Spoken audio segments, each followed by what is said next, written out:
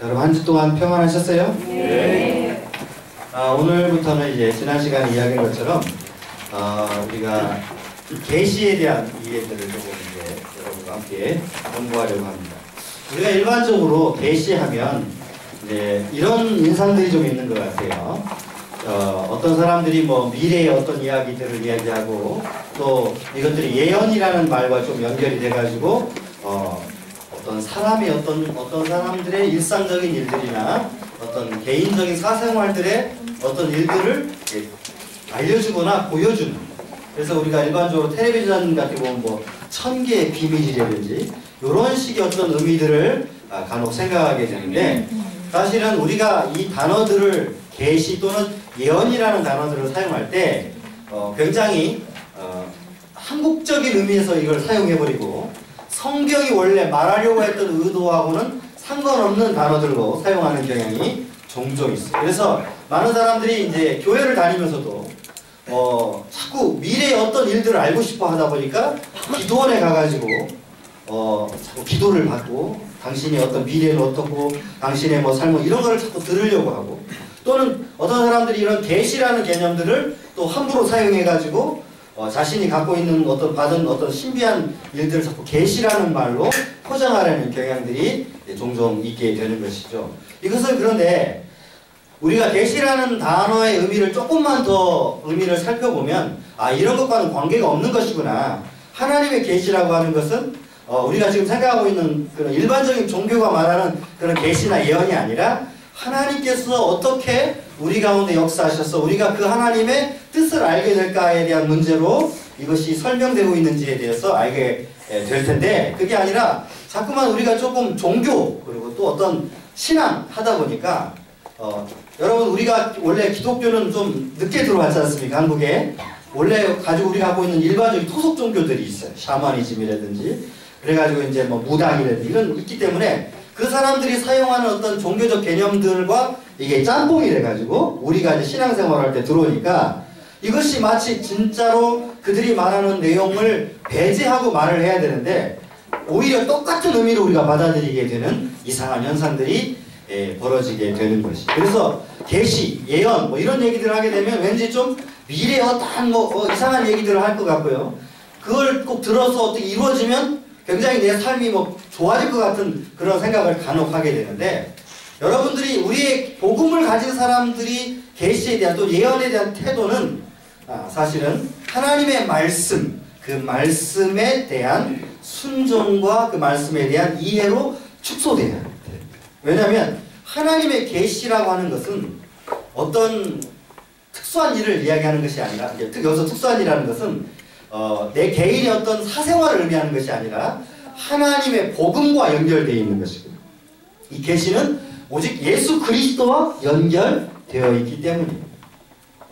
따라서 우리가 계시라는 말을 쓰고 예언이라는 말을 쓸 때 여러분들이 조금 조심해야 되는 그 의미가 있어요. 그것이 뭐냐면 이것이 일반적으로 다른 종교들이 말하고 있는 또는 토착화된 이런 종교들이 말하고 있는 어떤 그런 신비한 의미가 아니라 예수 그리스도에 관한, 하나님의 구원에 관한 이야기라고 합니다. 자, 따라봅시다. 계시는 그리스도, 당신의 아들을 통해서 행하시는 하나님의 일이에요, 사실.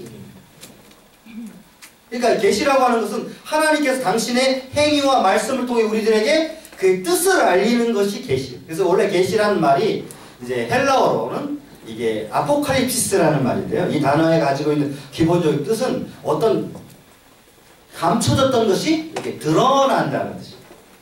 여러분들이 혹시 이제 그 일반적으로 이렇게 소풍 같은 데 가면 우리가 뭘 하죠? 보통 일반적으로 소풍 가면 보물찾기 하잖아요. 보물찾기를 하면 선생님은 어떻게 해야죠? 이렇게 가능하면 보이지 않은 곳에 숨기고요. 우리들은 어떻게든 그것을 찾아가지고 또 괜히 뭐 별로 크게 주는 것도 없는데 막 굉장히 들뜨고 말이에요. 막 내가 하나 찾으면 막 다른 사람도 막 열심히 찾아서 막 주는 그런 추억이 좀 소풍의 추억이 있죠. 근데 그런 일에서 무엇인가가 감춰져 있다가 드러난다는 의미가 바로 계시라는 의미예요. 그렇기 때문에 여기서 가장 핵심적인 요소는 뭐가 드러날까요? 뭐가 드러나야 돼? 하나님의 뜻. 하나님께서 무엇을 하시려고 하셨는가. 그러니까 그러면 계시라고 하는 것이 우리의 삶에 연관된 우리 개개인의 어떤 미래의 일이나 어떤 일들을 계시하시는 거예요? 아니면 여러분이 방금 말씀하신 것처럼 하나님의 뜻이 우리들에게 오픈되는 겁니다. 하나님의 뜻이 우리에게 알려지는 거죠. 그러니까 여러분들이 이런 문제들을 먼저 인식을 좀 하면서 계시란 무엇일까에 대한 우리가 의문을 던질 때, 계시라고 하는 것은 그냥 어떤 우리가 뭔가 신비해가지고 내 자신의 일들을 막 하나님께서 보여주 이런 의미가 아니라, 참다운 계시라는 것은 뭐냐면 하나님께서 자신의 뜻을, 자신의 행위를 통해서 우리들에게 보여주시는 거예요. 왜냐면요, 하나님은, 우리가 하나님을 이해할 수 있을까요? 없을까요?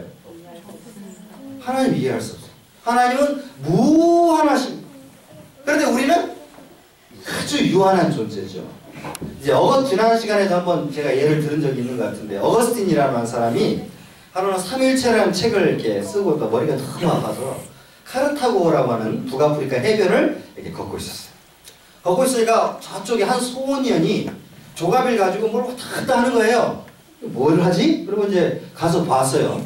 봤더니 이 소년이 여기 조그마한 구멍을 이렇게 파놓고는 물을 갖다가 바닷물, 지중해 바닷물을 계속 담는 거예요.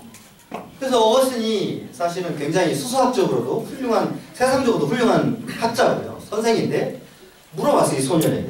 얘야, 뭘 하니? 그랬더니 이 소년이 뭐라고 대답하냐면, 제가요 지금 이 지중해 바닷물을 이 구멍에 싹 지금 담아보려고 합니다. 담을 수 있을까요? 없을까요?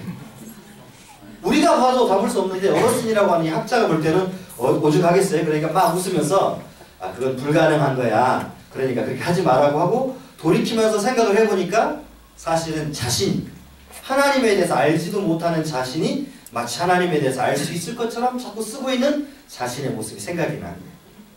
우리가 사실 그러고 있는 거예요. 하나님은 무한하셔요. 어떤 말로도 하나님을 표현해낼 수가 없어요. 또 하나님을 알 수도 없어요. 하나님을 볼 수도 없어요. 왜냐하면 하나님은 영이신 분이니까. 간혹 구약 성경에도 모세를 통해 하나님이 좀 등을 보여주신다든지, 또는 환상을 통해서 이사야에게 나타나신다든지, 이런 모습을 할 때 사람들이요, 하나님이 나타날 때면 사람들이 어떤 모습을 했을까요? 하나님 너무 좋아요 이랬을까요? 아니면 공포를 느꼈을까요? 공포를.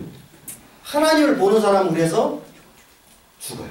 구약에서는 하나님을 보는 사람은 죽게 돼 있어요. 그래서 이런 법 때문에 사람들이 하나님을 보는 걸 두려워해요. 이스라엘 백성이 이제 출애굽을 해가지고 하나님의 계명을 받는데, 하나님이 어느 선까지 호렙산까지, 이 선까지는 넘어지 말고 이스라엘 백성을 전부 다 모아라. 그래가지고 다 모아가지고 하나님이 먼저 직접 계명에 대해서 말씀을 하셨어요. 그랬더니 이 백성이 뭐라고 그러냐면 모세에게, 이제는 모세 선생님, 우리가 직접 하나님을 좀 보는 일이, 하나님의 음성을 듣는 일이 없도록 해주십시오. 왜냐하면 하나님의 그 위대하심과 능력을 바라보고 그분 앞에 서 있는 사람치고 그분 앞에 설 수 있는 사람이 없어요. 이사야는 어땠어요? 하나님 앞에 그 보좌로 봤어요. 천사가 세 개의 날개를 가진 천사가 한쪽으로는 얼굴을 가리고, 하나는 다리를 가리고, 하나는 어떻게 했어요?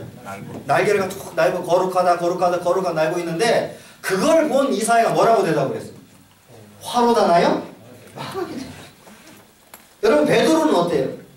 베드로가 이제 배 위에서 예수님이 설교를 하고 가자 그랬더니 고기를 낚게 하셨잖아요. 그죠?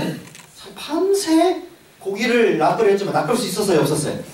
없었는데 예수님께서 깊은 데로 그물을 던지라고 하니까 던지니까 고기를 굉장히 그물이 찢어질 만큼 많이 낚은데, 그 모습을 딱 보면서 베드로가 한 일이 있어요. 무릎을 탁 꿇으면서 주님, 죄인을 하십시오. 우리는 간혹 가다가 하나님에 대해서 안다고 생각하는데, 사실은요, 하나님께서 우리들에게 긍휼과 은혜를 베푸셔서 당신의 뜻을 말씀으로 기록하시고 선지자와 또 그 특별한 사람들을 통해서 주신 말씀 속에서 우리들이 알도록 하셨기 때문에 지금 우리가 하나님에 대해서 알고 읽고 그 말씀을 새길 수 있게 된 것이지, 사실은 하나님을 직접 우리가 이제 대면하고 그 하나님을 알게 된다면 우리는 어떤 느낌을 가지게 될까요? 공포스러울 수밖에 없어요. 하나님의 그 위대하심과 광활하심과 위대하심을 바라볼 때마다 우리가 느낄 수밖에 없는 게, 나 같은 죄인, 죽을 수밖에 없는 죄인, 하나님께서 이렇게 사랑하셔. 그러니까 우리는 그 앞에 설 수도 없는 사실은 존재죠. 그런데 하나님께서 우리에게 긍휼을 베푸셨어요. 그래서 특별히 몇 사람 그리고 그것들을 또 인간의 말로 기록하도록 하셔가지고 우리들에게 그 당신의 뜻을 드러내셨어요. 구약이요. 구약이 쭉 쓰여질 때 여러분도 아시겠지만 구약의 지난 시간에 여러분 설명해 주셨죠. 구약이라고 하는 하나님의 말씀 계시가 가장 최종적으로 비춰주고 있는 대상은 뭐라고 그랬어요? 예수 그리스도. 그런데 그것을 우리가 망각하고 자꾸 구약에 있는 어떤 사건들에게만 집중을 해버리고 나면 사실 하나님의 말씀을 바르게 읽을 수 없고 도리어 다른 방식으로 하나님의 말씀을 읽게 되는 현상이 벌어지게 됩니다. 우리에게 하나님께서 자신의 뜻을 드러내셨을 때는 처음에는 성경 말씀이 없었으니까 누구에게 드러내셨겠어요? 모세 같은 사람들 또는 아브라함 같은 사람들 또는 이사야 같은 사람들 이렇게 해가지고 하나님이 택하신 특별한 사람들을 부르셔가지고 그들에게 뭘 하게 하셨다고요? 우리가 지난 시간에 베드로전서 1장 10절과 12절 사이에 봤죠. 뭘 하도록 하셨어요? 혹시 기억하세요? 하나님께서 그 선지자들을 부르셔가지고 모세도 선지자였죠 사실은요. 아브라함도 선지자잖아요. 어떤 면에서 보면 그죠? 부르셔가지고 그들에게 왜 이 말씀을 주셨어요? 여러분 지금 이 복음의 일을 위해서 그리스도께서 어떻게 고난을 받으시고 어떻게 살아나실지에 대해서 알도록 하시고 다시 한번 볼까요? 베드로전서 1장 10절에서 12절 여러분 한번 성경을 펴서 볼 수 있도록 하죠. 베드로전서 1장 10절에서 12절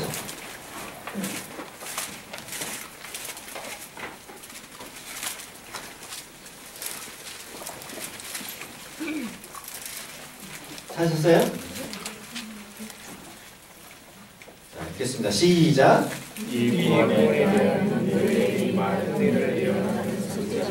영구하고 부지런히 살펴서 자기 속에 계신 그리스도의 영이 그로 받으신 고난과 그에 받으실 영광을 미리 증언하여 누구를 누구만 어떠한 때를 지시하시는지 간구하노라.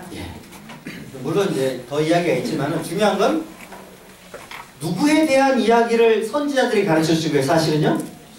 그리스도 예수 그의 받으실 고난과 부활하심. 왜 이렇게 주님께서 죽으시고 부활하셔야 됐죠? 누구를 위해서? 네, 우리 죄와 허물을 위해서 구원받도록. 그러니까 구약에 있는 모세나 선지자 또는 아브라함 그리고 실제로 있던 뭐 대선지서, 소선지서가 사실은 전체적으로 구약이 아주 디테일하게 말고요. 세부적인 어떤 단어들이나 이런 표현들이 말고 구약 전체가 사실은 가르치려고 했던 것은 뭐였다? 예수? 그게 계시예요 사실. 그 계시로 알게 된 거예요. 왜냐하면 하나님의 유일한 자기 계시, 하나님이 스스로를 자신을 드러내신 유일한 계시가 누구게요? 예수님. 따라서요. 예수님은 하나님의 자기 계시다. 유일한 자기 계시는 누구냐면 예수님이에요. 아무도 예수님 말고는 하나님을 볼 수가 없고 하나님을 알 수가 없어요. 예수님 자신이 말했어요. 그게 요한복음 14장에 말씀하셨죠. 6절. 자, 누구든지 어떻게 해야 돼요? 누구를 말미암 자꾸는? 나로 말미암 자꾸는 누구한테? 아버지께로 갈 수가 없습니다. 아버지를 본 사람도 없고 아버지를 아는 사람도 없어요. 누구만 알아요? 아버지께로부터 보냄을 받은 지금 예수 그리스도만 하나님을 아는데 왜냐하면 하나님만이 하나님의 온전한 완전한 형상이요 그 다음에 하나님의 자기 계시이기 때문에 그분을 이야기할 때만이 하나님에 대한 계시가 됩니다.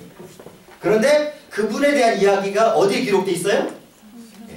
구약은 바로 오실 그분 그죠? 오실 그분 따라하고 있어요. 오실 메시아. 신약은 오실 그분 그죠? 그분이 하나님의 자기 계시잖아요. 유일한 자기 계시를 성경은 이야기를 하고 있고 그 성경이 말하려고 하는 하나님의 모든 계시의 통째는 바로 예수 그리스도 하나님의 아들 예수 그리스도. 더 구체적으로 하면 그분의 죽으심과 부활하심. 그래서 요한복음 5장 39절에 뭐라고 말씀하셨다고 그랬어요? 너희가 영생을 얻는 줄 알고 성경을 상고하거니와 이 성경은 누구에 대한 이야기다? 여기 김용준 목사가 아니고요. 예수님에 관한 이야기다. 예수님 자신이 말씀하시죠. 예수님에 관한 이야기니까 우리가 구약을 읽을 때 누구를 발견해야 돼요? 그 속에서 예수 그리스도를 발견해요. 그것이 계시예요. 그러니까 구약이 계시고 구약이 예언이라면 이것은 순전히 누구를 향한 예언이고 계시예요? 그거. 그러니까 우리가 예언이라는 단어를 쓰고 있고 계시라는 말을 쓰고 있는 의미와는 전혀 다르게 사용하고 있는 성경에서 말할 때. 그래서 모든 경의 예언은 사사로이 풀 것이 아니요? 라고 돼. 그게 베드로후서 1장 20절에 나오는데 사사로이라는 말을 지난 여러분들에게 이제 설명을 했어야 되는데 이 사사로이라는 말이 뭔 말이냐면 헬라어가 이디오스라는 헬라어를 썼는데요. 이거 혹시 영어성의 NIV 성경을 갖고 계신 분들은 베드로후서 1장 20절 한번 펴보세요. 혹시 누가 영어 성경을 갖고 계신 분 중에 NIV 성경 혹시 갖고 계세요? 누구? NIV. 여러분 영어로 이렇게 가끔 성경을 읽으시는 분이 계시죠? 거기에 보면 뭐라고 되냐면 사사로이라는 말을 풀을 때 이렇게 설명하세요. Prophet's own interpretation. 그러니까 사사로이라는 말이 뭔 말이냐면 내 개인적으로 내가 원하는 방식으로 푼다는 말이 아니라 뭐라고요? 선지자 자신의 해석. 그러니까 사사로이 해석은 안 된다고 설명을 하면 뭐라고 설명해야 되는 거예요? 선지자 자신의 해석도 불가능하다.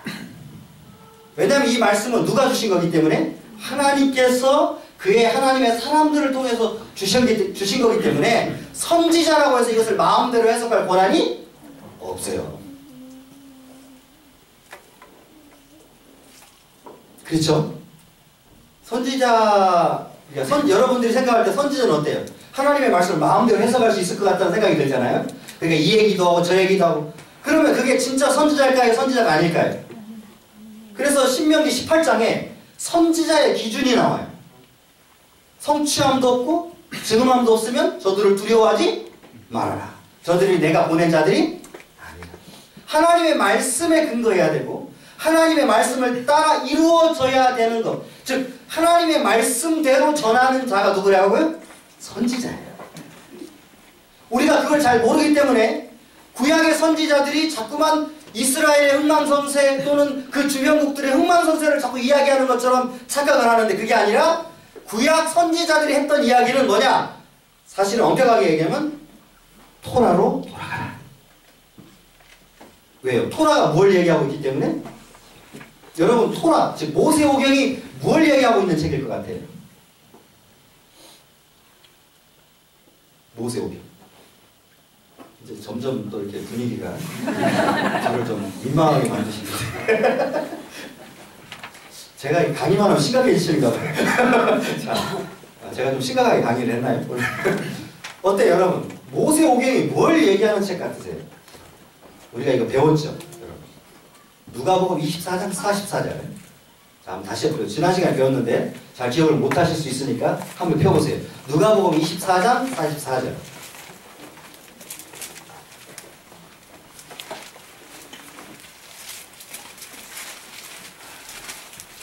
누가복음 24장 44절. 다 찾으셨어요?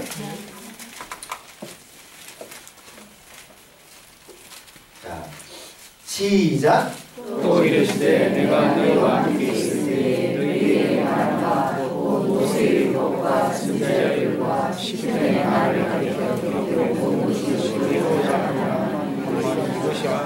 자, 그러니까 사실은 모세 율법이 가르치고 있는 게 누구예요? 예수 그리스도. 그러니까 그것이 성취되어야 돼요, 안 되어야 돼요? 되어야만이 그것이 예수 그리스도의 사역이고 그것이 참다운 복음이 되는 거예요, 그죠? 그러니까 모세 한 얘기가 사실은 모세 율법이 우리 지금 히브리서 10장 1절도 봤죠? 좋은 것의 원래 모형이었다. 그러니까 주님이 오실 것을 모세 율법은 뭘 했던 거예요? 그림자로서 보여주고 있었다. 여러분 햇빛에 이렇게 딱 내놓으면 공을 딱 놓으면 그림자 옆에 생기죠? 네. 생겨요, 안 생겨요? 외로워요. 생겨요, 안 생겨요? 생기죠. 그러면 지난번에 말씀드린 이 그림자는 빛에 따라서 사실은 달라질 수도 있고 모양이 삐뚤어질 수도 있죠. 네. 근데 뭐를 바뀌지 않아요? 실체는 공은 바뀌지 않잖아요. 네. 그럼 우리가 뭘 봐야 참다운 걸 알 수 있어요? 실체를 봐야 되는데 그림자를 봐서는 약간 갸우뚱갸우뚱할 수 있죠. 그런데 율법이 뭐라는 거예요? 사실 율법이 바로 그 실체의 그림자였다. 율법이 실체의 그림자였으니까 누구를 봐야 진짜 참다운 율법을 볼 수 있어요? 그래서 예수님 율법의 완성이요? 마침이 됩니다. 왜 예수님 율법의 마침인지 아시겠지 이제? 예수님을 봐야 그분이 오셔야 진짜 율법의 온전함이 되는 거예요. 그분이 안 오셔서 율법은 그냥 여전히 뭐예요? 그림자에 불과. 실상이 아니니까 아무런 기능도 할 수가 없어요. 구원에 관해서. 그런데 예수님이 오셔야만이 또 오실 때 비로소 율법은 그 점, 마지막 마침의 점을 탁 찍어서 진짜 이 율법이 보여주려고 했던 것이 바로 이분 예수 그리스도 하나님의 아들이었다. 이렇게 이야기를 해요. 따라서 우리가 구약 성경, 즉 특별히 모세의 율법으로 선지자가 자꾸 돌아가라고 말한 이유는 그들의 삶이 하나님의 말씀을 떠나지 않는 것, 그것이 가장 중요하고, 그 이유는 뭐냐, 바로 그 말씀이 누굴 지금 향하여 말씀하고 계시기 때문에 예수 그리스도를 향하여 비추고 있기 때문에 그것들을 따라가지 않으면 결코 바른 진리에 이를 수 없어서 그렇게 되는 거예요. 따라서 예수님이 실제로 하나님의 자기 계신 예수님께서 이 땅에 성육신하셨어요. 자기 백성에게 오셨고 사람의 모습을 완전한 사람의 모양으로 하나님이신 그분이 이 땅에 임하셨을 때 사람들은 그분을 딱 봤어요. 그런데 알 수 있을까요? 없을까요? 봐도 없어요. 무엇이 비춰줘야 되냐면 바로 이 진리의 말씀이 성령으로 말미암아 사람들 마음에 비춰져야 돼요. 그래야 그분이 원래 이렇게 말씀하셨던 분의 원래 실체구나. 오려고 하셨던 분은 언젠가 제가 한번 이제 그 남아공에서 손님이 이제 온다고 해서 공항을 탁 간 적이 있어요. 제가 한 번도 본 적이 없는 손님인데 우리 친구 이제 목사님이 운전을 하고 저는 옆에 이제 같이 동달아서 따라서 간 적이 있었어요. 가가지고 왔는데 이제 우리 친구 목사님은 이제 그분을 알아요. 근데 나는 그분을 모르니까 어때요? 하염없이 그 공항에서 나오는 사람들을 바라보면서 어떻게 해야 돼? 혹시 한국 사람 나오면 주로 이제 저기 검은 분들이나 하얀 분들이 나오는데 동양인들은 중국 분들이거든요. 그러면 중국 분들 나오면 저분인가 하고 물어봐요. 그러면 아닌데. 저분이야? 그러면 어떻게 해요? 아닌데. 그러다가 도착 시간보다 1시간이나 지나서 어떤 한 사람이 쭉 캐리어를 들고 딱 나오니까 막 손을 드는 거예요. 그게 누구예요? 실제로 우리가 기다리는 손님이죠. 그런데 그분이 누구인지를 알지 못하는 상황에서는 사실은 그분이 지나가도 우리가 확인할 길이 없게 되는 거예요. 마찬가지예요. 왜 구약이 필요했냐면 그분에 대한 확인을 할 수 없다면 그분이 와도 우리가 알 길이 없게 되는 거예요. 그러니까 구약에서 이미 하나님께서 아브라함을 통해서 이삭을 통해서 야곱을 통해서 모세를 통해서 다윗을 통해서 선지자를 통해서 계속해서 내 아들이 내가 사랑하는 아들 내 독자를 너희들의 구원을 위해서 보낼 건데 자 이렇게 되면 내 아들인 줄 알아라 하고 지속적으로 그분에 대해서 설명을 해주고 있는 그게 뭐라고요? 구약. 그러니까 구약을 딱 봤는데 유대인들은 알아차렸어요? 못 알아차렸어요? 못 알아차렸어요. 믿음이 없으니까요. 못 알아차려요. 그래서 기자들이 뭐라고 하냐 신약의 기자들이 기록되었으되 처녀가 잉타하여 아들을 낳으리니 그 이름을 임마누엘이라. 근데 예수님 그 이름을 예수라 하리라. 자 어디 기록됐어요? 이제 시골증이 점점 오시는 것 같아요. 어디 기록됐어요? 이사야. 구약에 구약에 기록됐으니까 처녀가 왜 잉태를 해야 돼요? 자 처녀가 왜 잉태해야 돼? 갑자기 왜 뜬금없는 처녀 잉태야? 갑자기 이야기를 할 수 있어요. 그런데 여러분 기독교는 반드시 동정녀 탄생이어야 돼. 왜요? 그게 하나님께서 구약의 선지자를 통해서 우리들에게 약속하신 계시의 말씀이에요. 그러니까 많은 사람들 에이 뭐 동정녀 꼭 오셔야 되나 안 오셔야 되나 이렇게 생각할 수 있지만 그것은 전혀 다른 얘기예요. 반드시 예수 그리스도는 누굴 통해서 오셔야 돼요? 동정녀를 통해서 오셔야 돼요. 처녀가 따라해보세요. 처녀가 잉태하여 아들을 낳으리니 그 이름을 임마누엘이라 하리라. 그래서 그것이 어떻게 됐어요? 성취되셨어요. 자 이분이 또 어떻게 해야 돼요? 이분이 어떻게 돌아가셔야 돼요? 그냥 십자가에만 돌아가시면 돼요? 찔려야 돼요. 상해야 돼요. 그죠? 채찍에 맞아야 돼. 왜? 이사야 53장에 그가 찔린 우리 허물을 위하여 그가 상한 우리 죄악을 입으라. 그가 우리 때문에 징계를 받죠. 채찍에 맞죠. 그래서 그렇게 돌아가죠. 그래서 십자가상이 뭐라고 하셨어요? 다 이루어졌어요. 그러니까 주님께서 이 구약 성경을 우리에게 주셨고 이 구약 성경에 나타나는 하나님의 모든 계시와 예언이 그리스도였고 그분이 이제 십자가에서 딱 일을 마치심으로 다 이루신 거예요. 그러니까 많은 유대인들이 뭐라고 생각했냐면 구약은 하나님께 자신들이 어떻게 살지에 대한 삶의 교훈서 정도로만 생각을 했어요. 그러니까 메시아가 오든 안 오든 별 상관도 없었고 그렇게 그냥 율법적으로만 살면 된다고 생각했는데 하나님은 지속적으로 율법이 아니라 믿음으로 율법의 행위로서는 너희가 구원을 받을 수 없어서 뭘 주셨냐면 피해 제사를 주셨어요. 많은 사람들이 율법을 지킬 수 있다고 생각을 하잖아요. 그죠? 여러분 어때? 율법을 지킬 수 있다고 생각해요? 지킬 수 없다고 생각하세요? 유대인들이 자신들의 구원이 율법을 지킴으로 나오는 걸로 착각을 했는데 성경에서는 어떤 구절도 그렇게 준 적이 없어요. 왜냐하면 자 하나님께서 1년에 한 번 대속죄의 날 뭘 흘리도록 하신 거예요? 피해 제사. 그것은 우리의 율법의 행위일까요? 아니면 하나님의 언약의 은혜일까요? 언약의 은혜예요? 아니면 인간의 행위예요? 자, 인간이 막 열심히 피를 들여서 이루어지는 일이에요? 아니면 하나님께서 은혜로 야 그냥 너희가 죽어야 되는데 짐승을 잡아. 그럼 내가 너희 죄로 그냥 칠게. 이렇게 하시는 거예요. 그치? 은혜로 치고 하시는 거죠. 그러니까 여러분 보세요. 가인과 아벨 어때요? 죽었죠. 살인죄가 일어나고 딱 죽었어요. 그리고 나서 누가 대신 하나님께 누굴 대신 주셨죠? 셋. 이 셋을 통해서 하나님께서 은혜의 언약을 이어가시는 거예요. 아브라함은 왔죠? 그러면 누가 사실 아브라함의 재물에 오셔가지고 그 언약을 맺으신 거예요?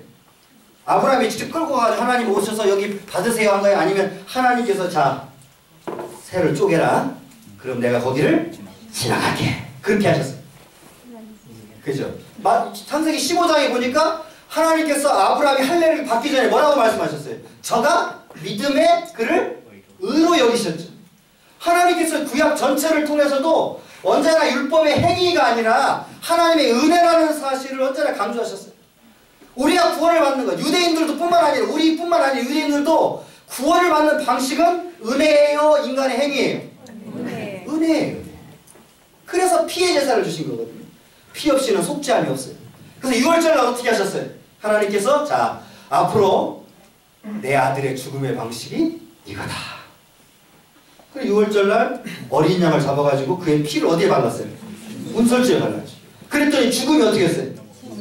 네. 자 예수님께서 언제 성찬식을 행하셨어요?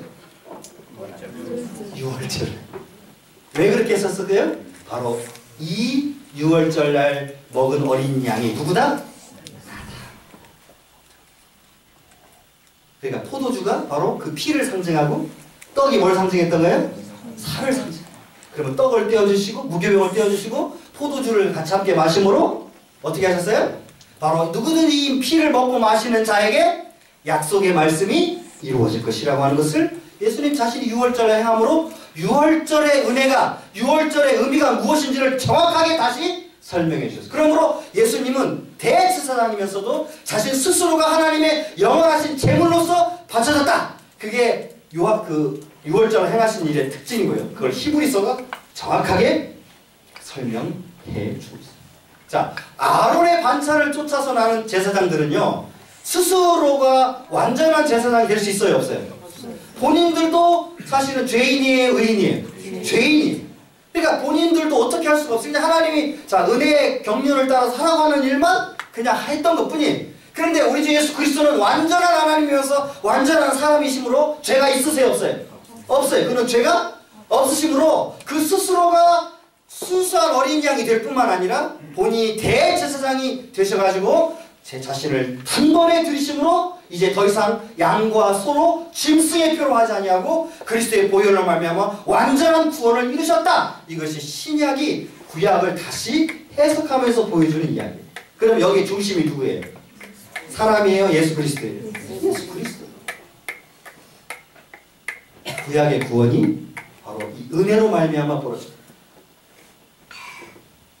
그러니까 이 은혜로 되어진 이 구원의 역사를 지금 누구를 통해서 완전히 성취하신 거예요? 예수. 그러잖아요. 그러니까 그 6월절 날 출애굽하자마자 하나님께서 백성들에게 뭘 하라고 그랬어요?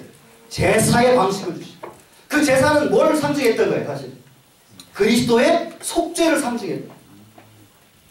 근데 사람들은 뭐라고 생각했냐면 율법의 조항을 지켜야 구원을 받는다고 착각을 하고 있었던 거예요. 유대인들이.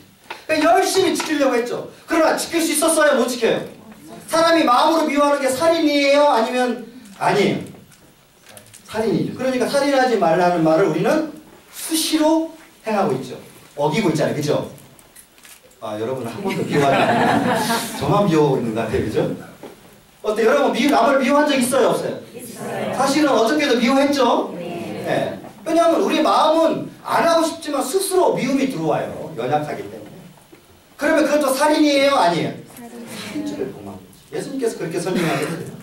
따라서 우리가 가지는 어떤 조항들을 지킬 수 있고 그것들을 완성되어 줄 수 있다는 착각은 이건 순수히 하나의 인간의 착각에 불과한 것이지 정상적인 방식이 아니에요. 그래서 율법으로는 구원을 받을 수가 없어요. 원래부터. 율법의 행위로. 뭘로만 구원을 받을 수 있게 됐냐면 바로 피. 그래서 피 없이는 죄사함이 없느니라. 피가 없이는 죄사함이 없어요. 근데 이 피를 인간 죄인들이 스스로 흘리면 가치가 있는 피일까요?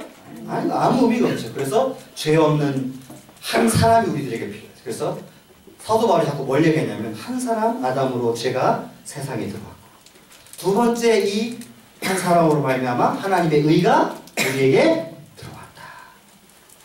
이분이 스스로 사람이 되시고 그 다음에 십자가에 달려 죽으시고 그 보혈을 흘리심으로 하나님께서 우리에게 바로 그 크신 사랑을 베풀 수 있는 길을 제공해 주신 그리스도의 대속의 은혜라고 우리는 설명을 하는 것입니다. 이 복음의 역사가 바로 구약과 신약의 계시의 총체예요. 총체. 하나님은 우리 인간이 어떤 삶을 자꾸 보여주려고 했다면요, 여러분. 삶이 이렇게 살면 안 돼, 저렇게 살면 안 돼, 이런 것만 보여주려고 했다면 우리는 성경을 가지고 그걸 찾을 수가 없어요. 왜냐하면요, 자 보세요. 죄송합니다. 다윗이 여러분 밧세바를 범한 것 말고도 하나님 앞에 죄를 범한 게 있겠어요, 없겠어요? 있어요. 그런데 성경은 뭐라고 자꾸 기록하고 있어요? 밧세바를 범한 것 외에는 하나님 앞에 순전했죠? 그죠? 그랬어요, 안 그랬어요? 저만 그런 거예요? 자, 여러분 그렇죠? 네. 왜 그러면 성경 그렇게 기록하고 있을까요? 분명히 다윗이 잘못한 게 아주 많이 보이죠? 네. 보여요, 안 보여요? 성경 안에 거짓말 하잖아요. 아브라함이 잘못한 걸 보이죠? 보여요, 안 보여요? 네. 그런데 왜 성경은 자꾸만 믿음의 조상 아브라함이라고 얘기를 하죠? 내가 볼 때는 야곱이나 아브라함이나 야곱이나 우리나 뭐 별 차이 없잖아요. 근데 신앙의 이야기를 하게 되면 자꾸 뭐 아브라함 이야기 똑같은데 있는 거 똑같이 잘못하고 하고 뭐 세상에 나는 최소한 우리 마누라를 내 여동생이라고 말하지는 않으니까 좀 더 낫지 않겠어요? 이래도 안 웃는 분들은 아시죠?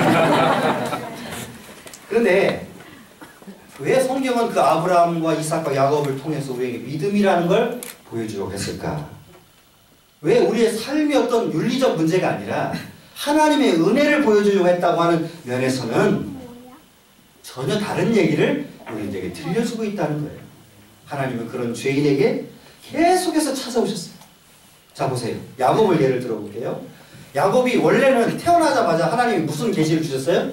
큰 자가 작은 자를 섬길 것이다. 그런데 야곱이 이 인간이 어떻게 했어요? 스스로 어머니하고 짜고 어떻게 했어요? 장자권을? 아니 뭐 성경을 모르시는 분들. 자, 저 혼자 얘기해요? 자, 졸립죠 그러면. 한번 대답해 보세요. 자, 야곱이 사실 엄마도 그렇지만 엄마도 우리가 알고 있는 리브가 참 그 조숙한 일 이런 거 아니에요.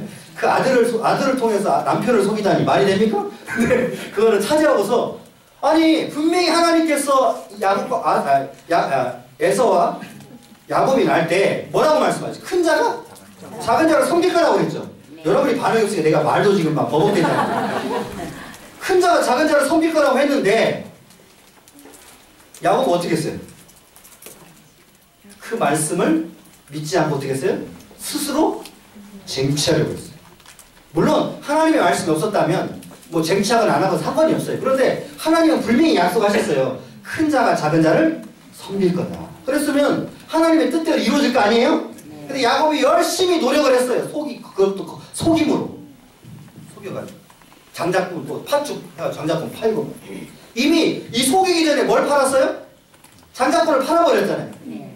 이제 에서가 야곱한테 그 이미 끝난 거예요. 에서는 사실 거기서. 그러니까 어때요? 이제 거꾸로 화를 당하게 됐죠? 에서가 이제 칼을 들고 어떻게 하려고 그러겠어요?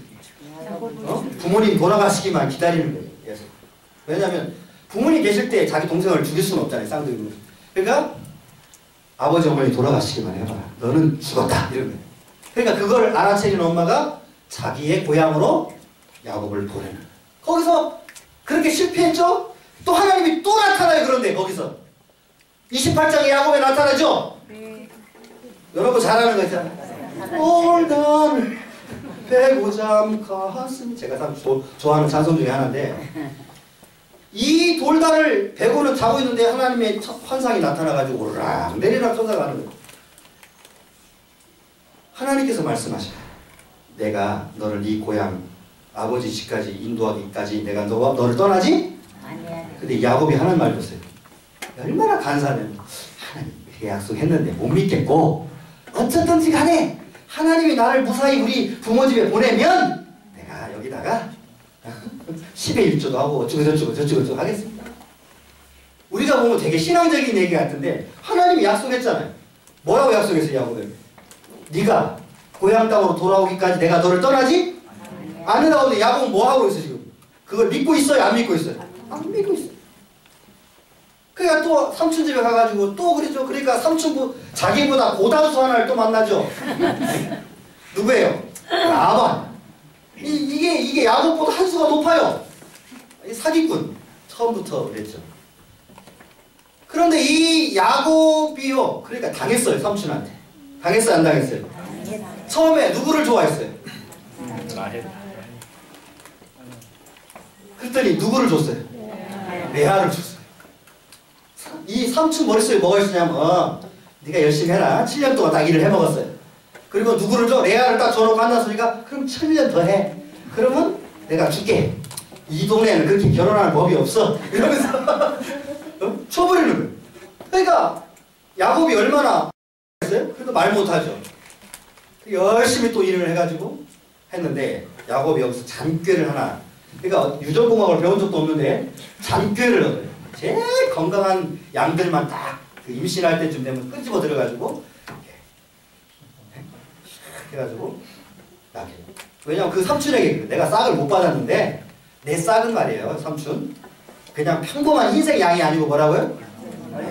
알롱다롱 아롱진 양이 내 겁니다. 그러니까 삼촌이 볼 때는 야 저런 양이 날 때는 나는 건 거의 유전학적으로도 불가능한 거니까 마음대로 막 그랬어요. 근데 이 잔머리 야곱이 스스로 그걸 갖다가 해가지고 이 환경을 조성을 해버린 거예요. 그래서 임신할 때 제일 건강한 양 임신을 할 때쯤 되면 아롱다롱지게 만들어가지고 아롱다롱진 양을 만들어요. 그러니까 그 삼촌이 이제 화가 나는 거예요. 자식들하고 막 저게 뭐 도둑놈이다. 그래가지고 잡아 죽이려고 쫓아갔죠. 그럴 때도 하나님이 라반에게 함부로 하지 않도록 내주시면서 야곱을 지키셔요. 그런데 또 한 번 하나님이 이 야곱을 찾아오시죠. 언제예요? 그래가지고 오는데 형한테 갈래니까 이게 뭐 형이 뭘 들고 있어요? 네, 칼 들고 죽이려고 할 거 아니에요. 그러니까 이 야곱이 얼마나 잔머리가 세냐면 딱 분류를 나눴어요. 그래가지고 제일 덜 사랑하는 부인과 자녀들 그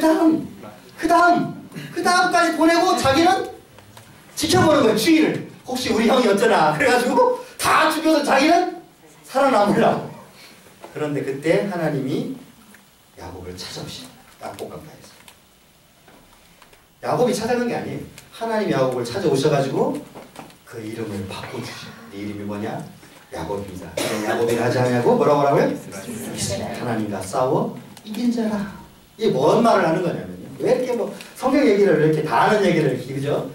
다 하냐? 바로 이게 하나님께서 우리 인생들을 구약을 통해서 보여주는 게 뭐냐면 죄악되고 연약한 인생들에게 지속적으로 그 언약을 성취하시겠어요. 본인이 하신 약속을 성취해서 계속해서 언약을 갱신하는 모습을 우리에게 보여주시죠. 왜냐하면 인간은 연약하잖아요. 하나님이 모르실까요? 아시죠? 그러니까 하나님이 인간에게 약속을 하셔요. 근데 인간은 그것을 어기죠. 아브라함 얘기 좀 해볼까요? 아브라함이 하나님께서 뭐라고 하냐면 야, 이 씨는 봐라. 하늘에 어떻게? 별과 땅에 바다에 모래야. 아브라함이 믿었죠. 물론 믿었는데 자기 마음대로 녹록지 않은 거예요. 그러니까 누구를 낳았어요? 이스마엘을 또 낳았죠. 그 전에 또 뭐라고 그랬냐면 다메섹 엘리에셀이 내 후사가 되어서 하나님 저는 이제 사람도 없고 애기도 없으니까 하나님이 아니라 네 씨여야만 한다. 에이 뭐 하나님 그 말씀을 아시겠는데 그런 게 없잖아요. 그러니까 이삭과 사라와 아브라함이 지속적으로 그것을 약속을 못 믿어요 사실. 그래가지고 이스마엘을 낳죠. 이스마엘 낳고 하나님이 안 나타나시다가 또 나타나셨어요. 99살쯤 됐을 때 또 나타나셔가지고 자 아기를 줄 건데 그랬더니 아브라함이 뭐라고 그랬어요? 어떻게 했어요? 웃었어요. 그 이름이 뭐라고 그래서 이삭이다. 사람은요, 인간은 계속해서 하나님의 언약을 지킬 수 없음을 보여주고 있고 하나님은 그런 인간들을 다시금 찾아오셔서 언약을 갱신하셨어요.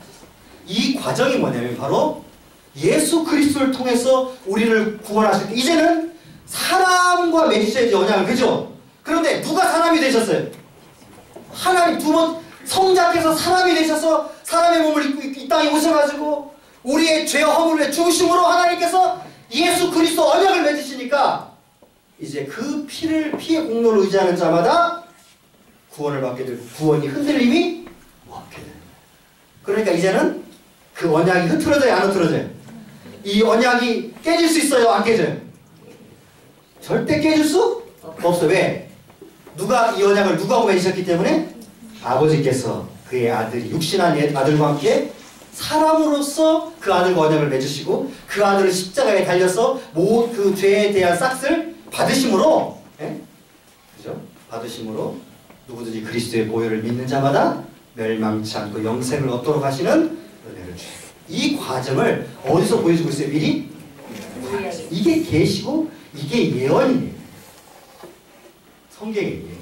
성경이 보여주고 있는 계시라고 하는 게 다른 게 아니에요. 그리고 신약은 그래서 뭐예요? 이 계시와 예언의 성취를 기록한 책이에요. 이루어졌다. 그대로 말씀대로 이루어졌다. 하나님께서 선지자와 모세와 선지자와 시편의 그의 종들을 통해서 하신 말씀이 그대로 1.1도 땅에 떨어지지 않고 이루어졌다. 이것이 바로 신약이에요. 그리고 신약도 누구를 지금 보여주고 있어요? 바로 하나님의 자기 계신 예수 그리스도를 보여주고 있으므로 구약과 신약은 하나님의 계시로서 우리에게 다가오게 된 거고 그 계시를 통해서 우리는 하나님의 신비를 알게 되는 거예요. 어떤 신비일까요? 꼭 뭘 물어보면 이걸 꼭 다물고 계셔요. 자, 어떤 신비일까요? 어떤 신비? 하나님이 자기 아들을 통해서 그를 믿는 자들을 구원하시겠다고 하시는 구원의 신비. 그래서 사도 바울이요 에베소서의 이 미스테리, 신비라는 말을 여러 번 사용합니다. 여러분, 이 신비를 하나님께서 우리에게 알게 하시고 자기에게. 그래서 이 신비에 대한 복음을 전하는 것이 자신의 임무다. 이렇게 사도 바울이 이야기를 합니다. 그러니까 여러분, 계시라고 하는 거, 예언이라고 하는 것이 뭐예요? 자, 계시 예언이 뭐예요? 예수님이거나 예수님에 관한 하나님의 뜻, 또 하나님의 행위들을 기록하는 거예요. 또는 우리들에게 보여주는 거예요. 그러니까 구약은 아직 기록한 책이 없으니까 환상과 꿈과 또는 계시로 보여줄 수 있겠죠? 그럼 신약은 그럴 필요가 있어요, 없어요? 전혀 없죠. 그것이 성취되었음을 증거만 하면 되는 거예요. 그럼 신약 이유는요? 더더욱 필요가 없는 이유가 바로 그분 예수 그리스도가 이 땅에 오심으로 하나님의 모든 예언이 계시가 어떻게 됐어요? 성취되었으므로 신약이 그걸 사도들이 증거했기 때문에 사도의 권위를 가지고 우리에게 복음의 방편을 얘기해줬죠. 그러니까 또 다른 어떤 하나님의 은혜와 하나님의 예언과 계시가 필요해요, 안 해요? 뭘 보면 돼요? 여러분 이 성경 말씀을 처음부터 부지런히 이 말씀을 읽고 이 말씀을 묵상하고 이 말씀을 여러분 입 가운데 두면 바로 이 그리스도의 복음의 신비를 알게 되는데, 왜 그러냐면요, 디모데후서 3장 15절 지난번에 여러분 지난 시간에 제가 성경 찾아드린 이유가 오늘 이거 설명하려고 그런 거예요. 사실 갑작스럽게 설명하면 어렵잖아요, 그죠? 디모데후서 3장 15절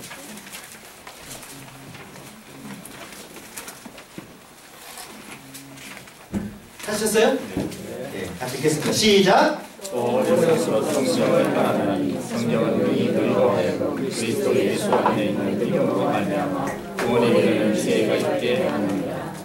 디모데가 어렸을 때 성경을 배웠죠. 그 어머니, 할머니가 유대인이었어요. 그러니까 구약 성경을 가르쳤겠죠? 내가 어렸을 때 성경을 알았대요. 여러분 신약에 나오는 성경이라는 단어는 대부분 구약을 가르칩니다. 그래서 구약을 열심히 읽었는데 구약 안에 뭐가 들어있어요? 놀라운 얘기들. 구약은 원래 무엇이다? 무엇이 들어있다 이 안에? 그리스도 예수를 믿는 믿음 안에서 구원에 이르게 하는 지혜가. 사실은 예수 그리스도를 알게 되면 구약이 갖고 있던 그 신비한 계시가 어떻게 돼요? 드러나요. 예수 그리스도가 하나님의 자기 계시니까 예수 그리스도를 딱 본 사람들이, 예수 그리스도를 믿는 사람들이 구약을 딱 보면 하나님께서 이미 만세전부터 우리 구원받을 자들을 위하여 예비하신 그 신비한 계시가 어떻게 돼요? 예언이 쫙 드러나는데 누굴 통해 드러나요? 예수 그리스도를 통해서 하나씩 하나씩 드러나기 시작하는 거예요. 그러니까 처음에는 그냥 구약을 읽을 때는 이것이 율법서구나, 어떻게 살아야 되는지, 어떻게 삶을 살아야 되는지, 그냥 어떤 방식으로 살아야만 하는지에 대한 이야기인 줄만 알고 읽었다가 예수를 알게 될 때는, 예수를 믿게 될 때는 딱 돌이켜서 보면 이 책이 무슨 책이다? 바로 하나님의 구원의 신비를 가르쳐주는 책. 누굴 통해서? 예수 그리스도. 이분을 이야기한 책. 이분을 통한 구원을 얘기한 책이니까 구약을 읽을 때도 그냥 인간의 윤리와 도덕과 법을 얘기하는 게 아니라 사실은 그 전체적인 내용에서 뭘 얘기하고 싶었던 거예요, 하나님께서? 예수 그리스도를 통해서 우리에게 베푸신 하나님의 구원을 선포하는 것이 바로 구약의 목적이었던 거예요. 예수 그리스도 실체가 안 오셨으니까 지금까지 사람들이 모르고 있었던 거예요. 그런데 누구는 알고 있었어요? 이 계시를 받은 사람들은 어렴풋이.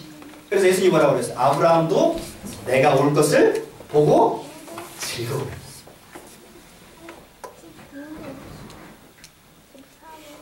계시를 받은 아브라함 또는 선지자들은 이것을 어렴풋이 알고 있었어요. 그래가지고 그들이 계시를 하나님의 말씀을 그대로 기록해가지고 사람들에게 전하고 우리들에게 지금까지 내려와서 이제 예수 그리스도를 통해서 보니까 바로 구약의 말씀이 다른 게 아니고 바로 하나님의 구원의 신비를 우리들에게 보여주는 구원의 책. 그래서 지난 시간에 여러분에게 함께 찬양했잖아요. 여러분 혹시 스바냐 3장 17절 찬양 아시죠? 너의 하나님 여호와가 너희 가운데 계시니 너희 가운데 계시니 그는 구원을 베푸실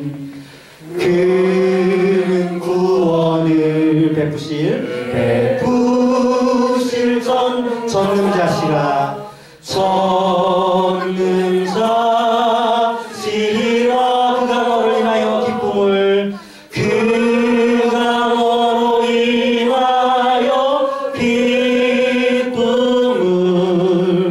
이기지 못하시며 너를 잠잠히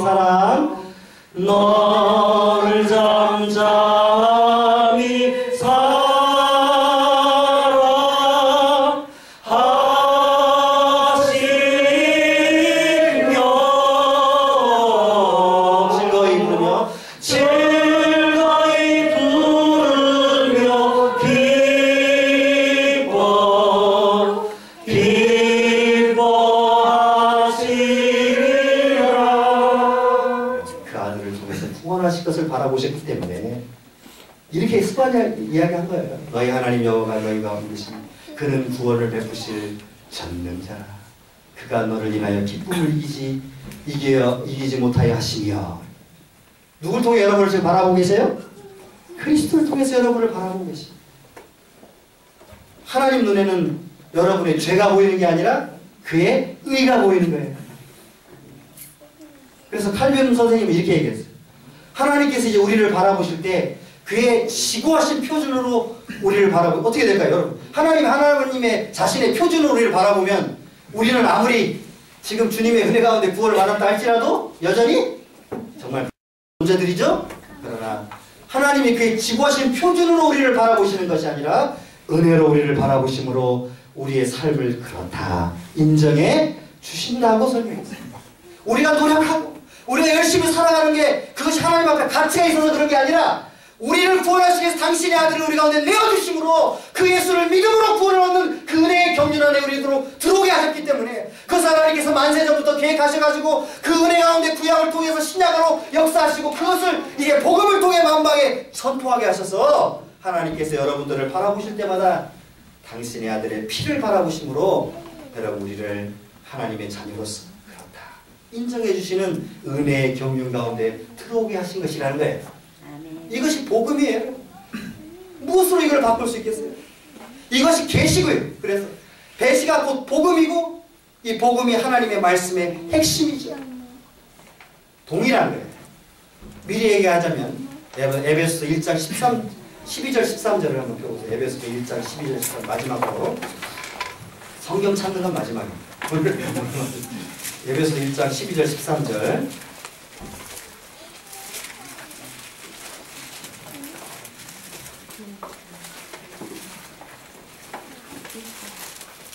하셨어요? 자, 읽겠습니다. 시작. 이는 우리가 그리스도 안에서 전부터 바라던 그의 영광의 찬송이 되게 하려 하시니라. 그 안에서 너희도 진리의 말씀 곧 너희의 구원의 복음을 듣고 그 안에서 또한 믿어 약속의 성령으로 지식을 받았으니. 여러분 정말 이 어마어마한 은혜를 여러분들에게 선포하는데 그게 어디 있냐면 바로 그 안에서 우리가 구원의 복음 이 뭐예요? 곧 진리의 말씀 같은 거예요. 진리의 말씀과 구원의 복음은 다른 거다 같은 거다? 같아요. 같으니까 그걸 들었어요. 그때 성령께서 우리를 하여금 믿게 하시고 믿음과 동시에 인을 치셔요. 인치셔야 믿게 되는 거니까 이 구절이 그렇게 돼 있어요. 이 신비를 우리에게 알게 하십니다. 성령께서 우리가 어떻게 구원을 받을 것이며 우리가 어떤 은혜 가운데 있는 사람들인지 그래서 바로 1장에 그 이야기를 계속해서 하는 게 뭐냐면 조금 더 지나가면 17절 쭉 나가는 거예요. 거기서. 그래서 우리에게 지혜와 계시의 영을 주사 네? 우리의 마음의 문을 열어 뭘 알게 하셨어요? 하나님을 알게 하시고 뭘 보도록 하셨어요? 뭘 보도록 하셨냐면 그의 부르심의 소망이 무엇인지. 여러분 우리의 소망이 어떤 건지 여러분 알면 정말 이 전율에 쌓일 수밖에 없어요. 우리가 갖는 소망이 나 같은 죄인 살리신 그 은혜를 잃었던 생명 찾아 광명을 죄와 허물로 죽었던 우리들을 살리신 그 은혜의 소망. 내가 이제 앞으로는 죄인이 아니라 하나님의 자녀로 살아갈 수 있는 그 소망 그리고 그 성도 안에 있는 그 상속의 풍성 우리가 어떤 것을 부여받는지 어떤 은혜를 받고 좀 앞으로 우리가 하나님 나라에서 어떤 것들을 도대체 부여받았는지를 알게 되는 그것이 바로 진리의 말씀을 듣고 성령 안에서 인침을 받은 사람들에게 주어지는 일이라고 하는 사실을 사도 바울이 이야기를 하면서 이제 이 계시라고 하는 것이 단순히 여러분들이 이제는 이 교리반을 배우신 여러분들은 계시 예언 그러면 다른 데로 가면 안 됩니다. 네. 계시 예언은 어디로 가야 돼요? 성경으로 가야 되고 더 구체적으로 누구로 가야 돼요? 예수 그리스도. 그거 외에는 없어요. 그러니까 괜히 다른 기도원에 가가지고 머리 들이밀 필요가 없어요. 이 아가보라고 하는 선지자가 나타나가지고 사도 바울이 당신 예루살렘 가면 잡힙니다. 가지 마세요. 사도 바울이 뭐라고 그들에게 대답했냐면 그에게 옆에 있던 누가도 거기 우리도 사도 바울을 권하여 이렇게 돼 있거든요. 그러니까 거기 누가 얘기했다는 얘기예요.